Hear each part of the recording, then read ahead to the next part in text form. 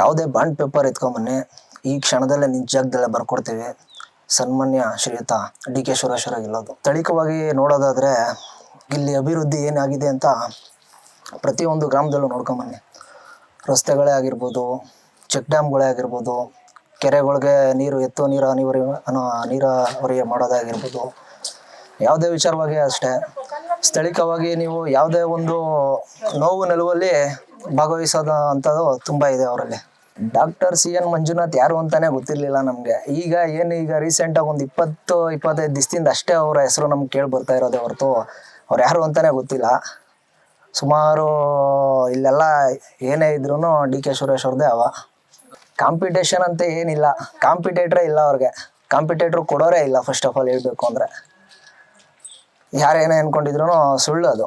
ಊಹಾಪೋಹಗಳೇನಿದೆ, CN Manjunath ಅವ್ರಿಗೆ ಹೇಳ್ತಾರೆ, ಇನ್ನೊಬ್ರು ಹೇಳ್ತಾರೆ ಅಂತ ಹೇಳೋ ಏನಿದೆ ಅದೆಲ್ಲ ಸುಳ್ಳು. ಸುರೇಶ್ ಅವ್ರಿಗೆ ಹೇಳ್ತಾರೆ, ಡಿ ಕೆ ಸುರೇಶ್ ಅವರು. ಯಾಕೆಂದರೆ ಇಲ್ಲಿ ಸ್ಥಳೀಯವಾಗಿ ನೋಡೋದಾದರೆ ಅವರೇ ನಮಗೆ ತುಂಬ ಇಂಪಾರ್ಟೆಂಟು. ಹಾಗಾಗಿ ಅವರೇ ಗೆಲ್ತಾರೆ. ಮಂಜುನಾಥ್ ಯಾರೋ ಅಂತಲೇ ಗೊತ್ತಿರಲಿಲ್ಲ. ನಿಖಿಲ್ ಕುಮಾರಸ್ವಾಮಿ ಸೋತ್ಬಿಟ್ಟು ಈ ಕ್ಷೇತ್ರದಲ್ಲಿ ಅವರು ಕುಮಾರಸ್ವಾಮಿ ಅವರ ಭಾವ ಅಂತ ಆದಮೇಲೆ ಈ ಎಲೆಕ್ಷನ್ ಬಂದಾದ್ಮೇಲೆ ಮಂಜುನಾಥ್ ಅಂತ ಗೊತ್ತಾಗಿತ್ತು.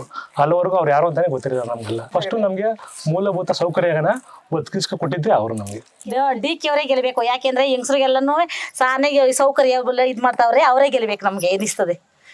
2-2 ಸಾವಿರನೂ ಹಾಕ್ತಾವ್ರೆ, ಬಸ್ ಫೇರ್ ಫ್ರೀ, ಅಕ್ಕಿ ಕಾಸು ಹಾಕ್ತಾವ್ರೆ, ತಿನ್ನೋ ಅನ್ನನ ಎಲ್ಲ ಹಾಕ್ತಾವ್ರೆ. ಅದನ್ನೇ ಹಾಕ್ಬೇಕು ನಾವು.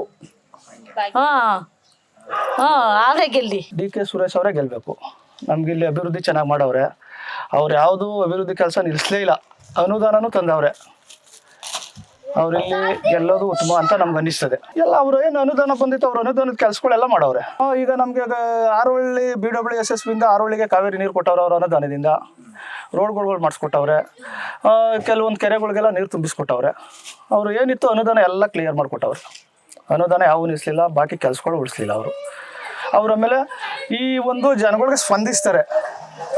ಈಗ ಜನಗಳು ನಾವು ಹೋಗಿ ಕರೆದ್ರೆ ಬಂದು ಸ್ಪಂದಿಸ್ತಾರೆ. ಅವರು ಸಿಗ್ತಾ ಇರೋ ಅಂಥ MP ಅಲ್ಲ, ಕೈಗೆ ಸಿಗ್ತಾ ಇರ್ತಾರೆ MP. ಅಷ್ಟು ಒಳ್ಳೆಯವರು ಅವರು. ಈಗ ಕೆಲವು MP ನೋಡ್ಬೇಕಂದ್ರೆ ನೋಡೋಕ್ಕೆ ಆಗಲ್ಲ. ಅವ್ರನ್ನ ಈಗ ಇಲ್ಲಿ ಜೊತೆಲಿರೋ ಜನಗಳ ಥರ ಅವರು ಬೆರ್ಕೋತಾರೆ, ಕೆಲಸನೂ ಮಾಡಿಕೊಡ್ತಾರೆ. ಅವ್ರನ್ನ ಹೋಗಿ ನಾವು ಕಾಣ್ಬೋದು, ಭೇಟಿನೂ ಮಾಡ್ಬೋದು.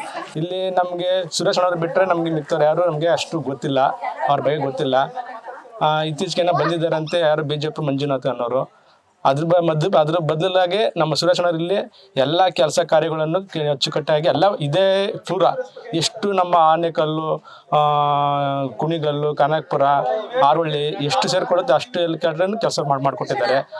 ಮತ್ತು ಅವರು ನಮ್ಮ ಗ್ರಾಮಕ್ಕೆ ಎಲ್ಲೇ ಹೋದ್ರೂ ಕೈ ಬೈಗೆ ಸಿಗ್ತಾರೆ ಅವರು. ಅದರಿಂದ ನಮ್ಗೆ ಅವ್ರನ್ನ ಇಷ್ಟಪಡ್ತೀವಿ ಸರ್. ಆದರೆ MP ಆಗಿ ಏನು ಮಾಡಬೇಕು, ಇಡೀ ದೇಶದಲ್ಲಿ ನಂಬರ್ 1 ಅಂತಂದರೆ ಡಿ ಕೆ ಸುರೇಶ್ ಅಣ್ಣವರು ಕೆಲಸ ಮಾಡಿಕೊಟ್ಟಿದ್ದಾರೆ.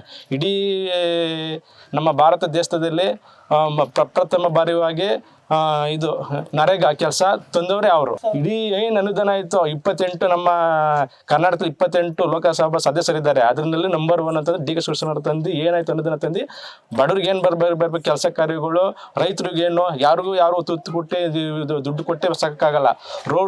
ರೋಡನ್ನು ಮಾಡಿಕೊಟ್ರೆ ಅಕ್ಕಪಕ್ಕ ಜಮೀನವ್ರಿಗೆ ಇದಾಗುತ್ತೆ. ಅಷ್ಟು ಕೆಲಸಗಳು ಅವರು ಮಾಡಿಕೊಟ್ಟಿದ್ದಾರೆ ನಮ್ಮ ಡಿ ಕೆ ಸುರೇಶ್ ಅಣ್ಣವರು. ಅವ್ರ ಕಂಡ್ರೆ ನಮಗೆ ಇಷ್ಟ, ನಾವು ಲೈಕ್ ಮಾಡ್ತೀವಿ ನಾವು.